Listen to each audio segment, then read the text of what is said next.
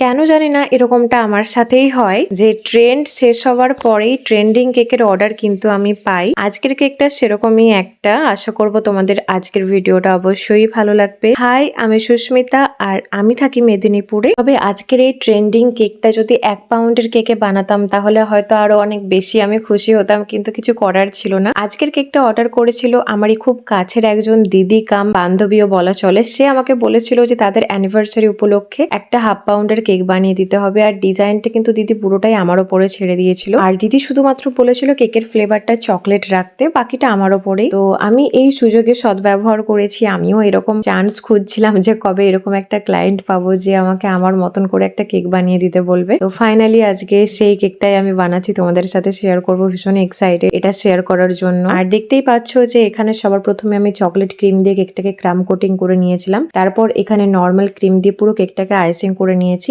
আর এই যেহেতু anniversary cake, তোমরা জানোই যে অ্যানিভার্সারিতে হোয়াইট এর সাথে রেড কালারের কম্বিনেশন আমার ভীষণ ভালো লাগে। আর এটা ছিল এই কেকটার মেন অ্যাট্রাকশন। এটা কিন্তু পুরোটাই আমি নিজের হাতে বানিয়েছি, শুধুমাত্র কাপেল দুটো। আর এই ফিতেটা খাওয়া যাবে না, বাকি পুরোটাই কিন্তু খাওয়া যাবে এডিবল। বাকি পুরোটাই আমি ফন্ডান্ট আর হোয়াইট চকলেট দিয়ে বানিয়েছি। আর ওপর থেকেও সেম ডিজাইনটা আমি বানিয়ে নিচ্ছি, তবে নিচেরটা আমি স্টার নজল নিয়েছিলাম আর উপরেরটা নূরের স্টার নজল নিয়েছি। আর সবার শেষে হার্ট শেপের কিছু স্প্রিঙ্কেল নিয়ে নিয়েছি, একটা একটা করে সুন্দর করে স্প্রেড করে নিয়েছি। তো এই ছিল আমার আজকের কেকের ফাইনাল লুক। অবশ্যই জানিও যে আজকের কেকের ফাইনাল লুকটা তোমাদের কেমন লেগেছে। আর এই পুরো ফন্ডান্ট দেওয়া কাপেলের ব্যাপারটা আমি কিভাবে রেডি করেছি সেটা যদি জানতে চাও বা দেখতে চাও আমাকে অবশ্যই কমেন্ট করে জানিও। এটা টিউটোরিয়ালটাও খুব জলদি আমি তোমাদের সাথে শেয়ার করব।